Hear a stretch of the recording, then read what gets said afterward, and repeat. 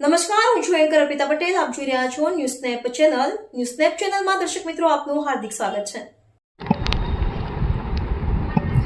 હવામાન વિભાગ દ્વારા આગામી દિવસોમાં ભારે વરસાદ અને વાવાઝોડાની આગાહીને પગલે પાટણ એપીએમસી એલર્ટ મોડ પર આવી ગયું છે. ખેડૂતોના માલ સામાનને નુકસાન ન થાય તે માટે આગોતરી તૈયારીઓ પૂર્ણ કરવામાં આવી છે.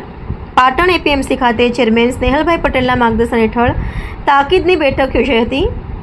બેઠકમાં ખેડૂતોનો પાક વરસાદ અને પવનથી સુરક્ષિત રહે તે માટે તમામ કૃષિ માલ ફરજિયાત શેડની નીચે રાખવાની વ્યવસ્થા કરવામાં આવી છે.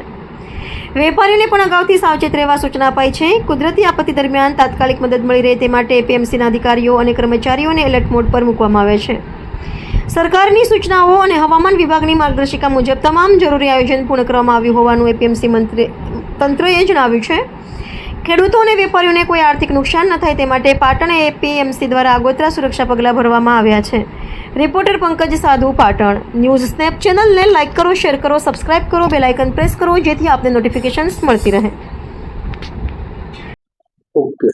આગામી 2-3 દિવસમાં અને અગાઉ પણ વરસાદ કે વાવાઝોડું આવવાની આગાહી હવામાન વિભાગ અને સરકાર દ્વારા પણ આપવામાં આવેલી હતી. એના અનુસંધાને અમે પાટણ એપીએમસી દ્વારા અગત્યની બેઠક કરી આગોતરું આયોજન કરવા માટે ખેડૂતે ઉત્પાદિત કરેલો જે માલ છે એ માલને ક્યાંય પલળે નહીં કે વાવાઝોડાથી કોઈ નુકસાન ન થાય એ પ્રકારની આગોતરી વ્યવસ્થા કરી અને ખેડૂત કદાચ માલ લાવે તો એ માલ શેડની નીચે જ રાખે જેથી કરી અને પલળી કે એનો બગાડ ના થાય એની વ્યવસ્થા કરી અને અમે બધા જ એપીએમસીના અમારા સૌ અધિકારીઓ અને કર્મચારીઓ એ પણ વેપારીઓને પણ સૂચના આપી છે અને અધિકારી કર્મચારીઓ એ પણ એલર્ટ છે. આગોતરું આયોજન સંપૂર્ણપણે કરેલું છે જેથી કરી અને ખેડૂતોના માલ કે વેપારીને કે એપીએમસીને ક્યાંય પણ કોઈ પણ પ્રકારનો કુદરતી આપત્તિ કદાચ આવે તો પણ એનું નુકસાન ન થાય એ પ્રકારે અમે વ્યવસ્થા રાજ્ય સરકારની સૂચનાના હવામાન વિભાગની આગાહી પ્રમાણે કરી.